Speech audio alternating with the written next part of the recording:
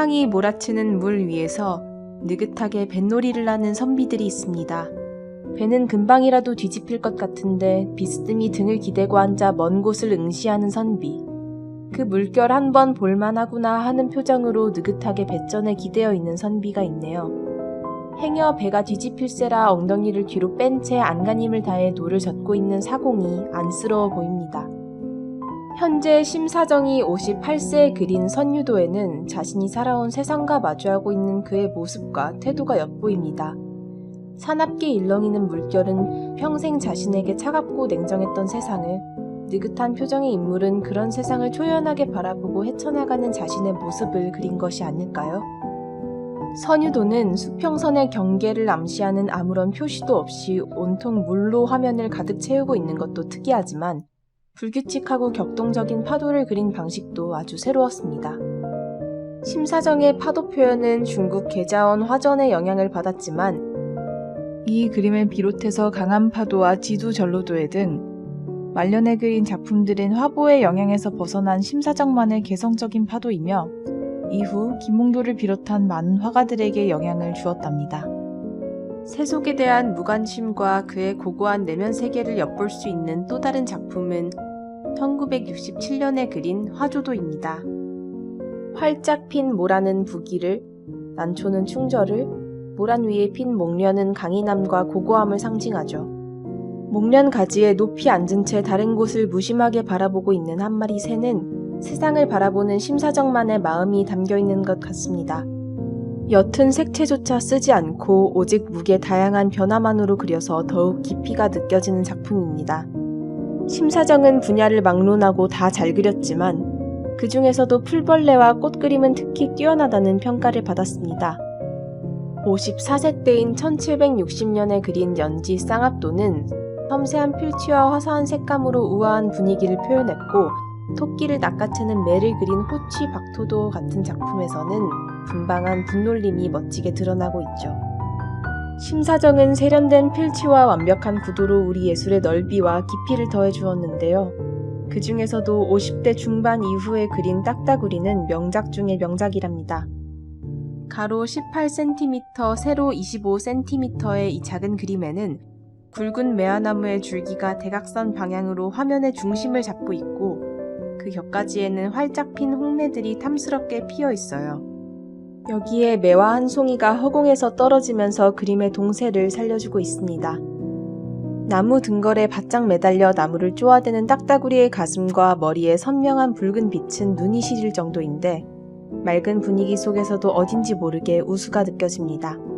하나의 그림 속에 해맑은 정서와 애잔한 분위기를 동시에 담아낸 화가 현재 심사정.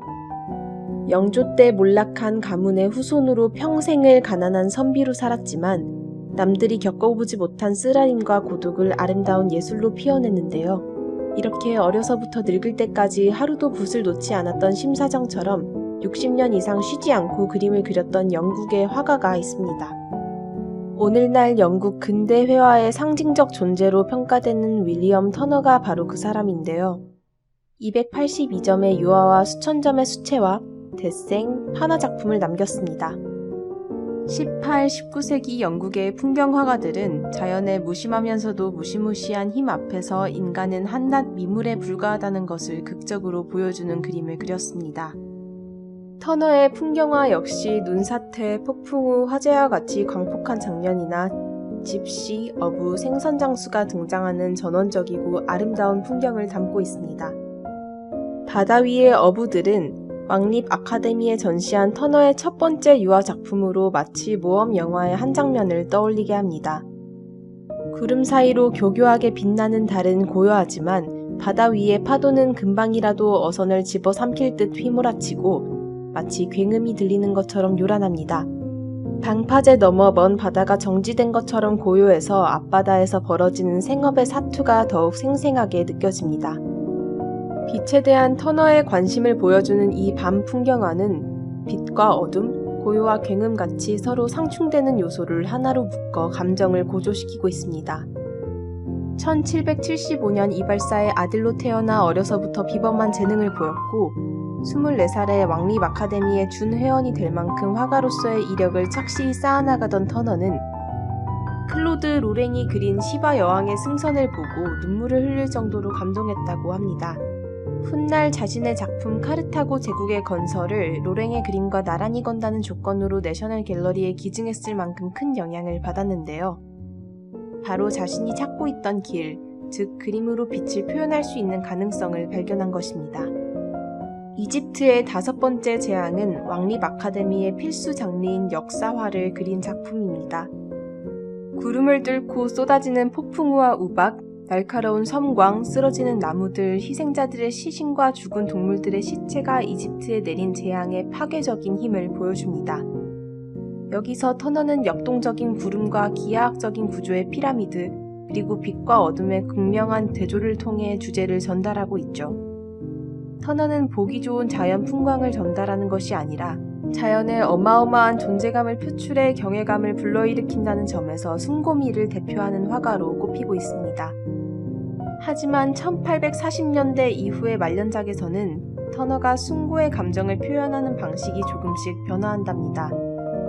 1844년 왕립 아카데미에서 전시한 비, 증기 그리고 속도를 보면 위대한 자연의 힘과 이를 극복하려는 인간의 노력이 빚어낸 팽팽한 갈등과 긴장이 표현되고 있어요.